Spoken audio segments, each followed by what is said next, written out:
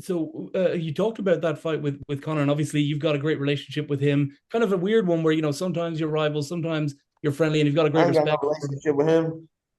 I don't know What did you Connor. think of what did you think of him saying such nice things about how you were going to beat Jake and calling Jake a donkey?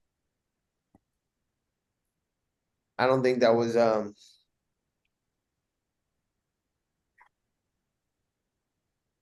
I don't think that was for me or anything. I think that's just what he thought, and what I think too.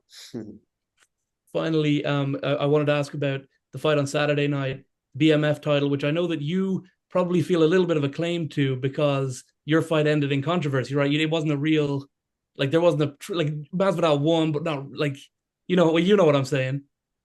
Do you feel that now Justin Gaethje is a rightful full champion for that belt? And what did you make of the fight on Saturday? No, him and Poirier are dorks. They don't fit the description anyway, and Masvidal too. Those guys. I'm just glad that somebody people could they the champions are all kind of lame right now. So uh I mean there's Adesanya and John Jones. Besides that, everybody's kind of there's nobody that entertaining to watch. And then so what happened? I made something for to entertain people, and I'm not even there. I feel like I'm like those guys get down about, but they just need something to do, something to make some promotion out of, and that's why I had to get out of the organization the whole time anyway, because I was doing doing all the promoting and the bringing the attention and making big shit happen in the UFC. I was like, well, I might as well be doing this out on my own. I thought about it years ago, but now when you look in the past and what it's done, look at they got a whole belt made up, and these guys and all the guys that are wearing that belt were the guys criticizing it when it started at the time, and now they're just all happy running around. Uh, they're all dorks. Thank you very much for your time. By the way, who wins, Connor or Chandler? I'm sorry. Who wins, Connor or Chandler? Last question from me.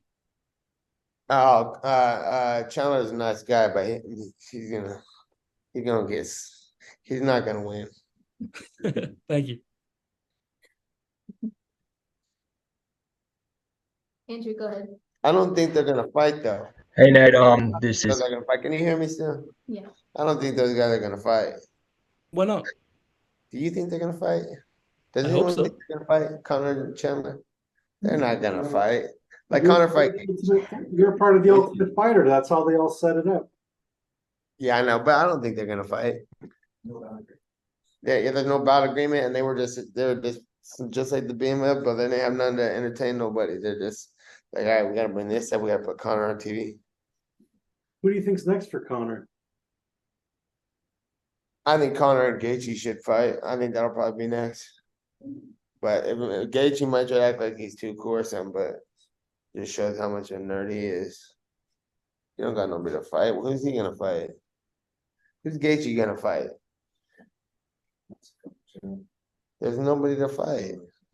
That's why I had to step out. There ain't nobody to fight. I like when I fought Connor and I didn't fight for 3 years, it's not because I was sitting there waiting. They were like, he's waiting for Connor. I was waiting for Connor. I was waiting for someone to do something cool. There was nothing cool. There nobody was on the level of someone worth fighting. And then when I finally came back, fucking Masvidal had knocked out Ben Askren with me. I was like, well, that was cool. That was the only thing cool that happened the whole time I was gone. So what happened then? I had to come back, and then I had to make a belt, and I had to fight Masvidal. And then there was nothing cool really was going on since then too. Who did I fight after Masvidal? Leon Edwards. Yeah. And I fought him, and now he's a champion. And then No, Pettis. I fought Pettis, No, and then sorry. Pettis, Masvidal, Leon, and Pettis had knocked out Thompson. There ain't not shit going on cool. And then Paul came on the scene talking a bunch of shit. I was like, oh, that's something cool to do. Like, why not do the tightest shit if we're gonna do something? All these fighters don't know what's going on because they're not real fighters. They don't know what's tight. They don't know what's good entertainment. What they want to watch. I want to see a good fight. People who you want to see fight, not a bunch of dorks fight. Gaethje 48 dorks. Poor guys.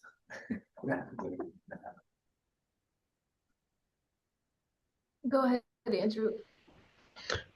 Thanks. So sorry, I just wanted to go back to what you were talking about earlier, Nate. Just about your own promotion and just doing your own thing. Just if there's a sense of freedom with doing that, just being able to kind of carve your own path, do things your own, and not necessarily care or have to factor in all those external factors that you're having to deal with earlier in your career. I had a hard time understanding the question.